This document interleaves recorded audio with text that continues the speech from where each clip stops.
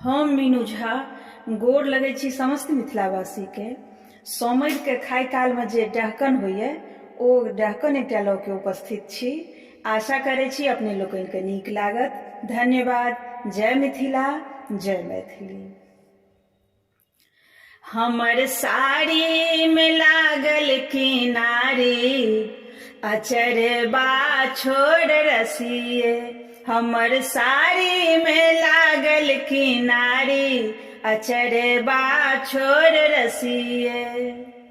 छोड़बौ में छोड़बौ गे, जाको स्टेशन पर छोड़बौ में छोड़बौ गे, जाको स्टेशन पर जहाँ चले रेलगाड़ी, अचरबा छोड़ रसिए। हे गे जहाँ चले रेलगाड़ी, अचरबा छोड़ रसिए। हमर साड़ी में लागल किनारी, अचरबा छोड़ रसिए। छोड़बौ में छोड़बौ गे, सिनेमा हॉल पर छोड़बौ में छोड़बौ गे, सिनेमा हॉल पर जहाँ चले गुंडेबाजी, अचरबा छोड़ रसिए। हे गे जहाँ चले गुंडेबाजी, अचरबा छोड़ रसिए। हमर साड़ी में लागल किनारी, अचरबा छोड़ रसिए। छोड़बौ में छोड़बौ गे, जाका कचहरी, छोड़बौ में छोड़बौ गे, जाका कचहरी, जहाँ चले फौदारी, अचरबा छोड़ रसिए। हे गे जहाँ चले फौदारी, अचरबा छोड़ रसिए।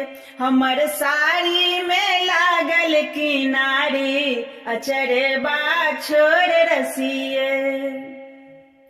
छोड़बौ में छोड़बौ गे, लाल पलंग पर छोड़बौ में छोड़बौ गे, लाल पलंग पर जहाँ चले बल जोरी, अचरबा छोड़ रसिए। हे गे जहाँ चले बल जोरी, अचरबा छोड़ रसिए। हमर साड़ी में लागल किनारी, अचरबा। हम मीनू झा गोर लगै छी समस्त मिथिलावासी के। सोमैर के खाय कालक एकटा डहकन लऽ के उपस्थित छी। कोशिश करै छी सब गोटे के नीक लागे। धन्यवाद। जय मिथिला, जय मैथिली। सुनो समधियौ सरकार, हम छी गरीब पार।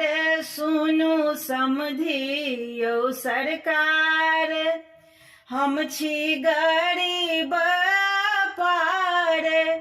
अहाँ बातो करबै सोची विचारी कऽ, अहाँ बातो करबै सोची विचारी कऽ। जे छथि भात लेने ठार, ओ छथि अम्मा के भातार। जे छथि भात लेने ठार, ओ छथि अम्मा के भातार। अहाँ भातो खेबै सोची विचारी कऽ, अहाँ भातो खेबै सोची विचारी कऽ। जे छथि दालि लेने ठार, ओ छथि दीदी के भातार। जे छथि दालि लेने ठार, ओ छथि दीदी के भातार। अहाँ दाइलो पीबै सोची विचारी कऽ। जे तरकारी लेने ठार, ओ छथि बहिन के भातार जे तरकारी लेने ठार।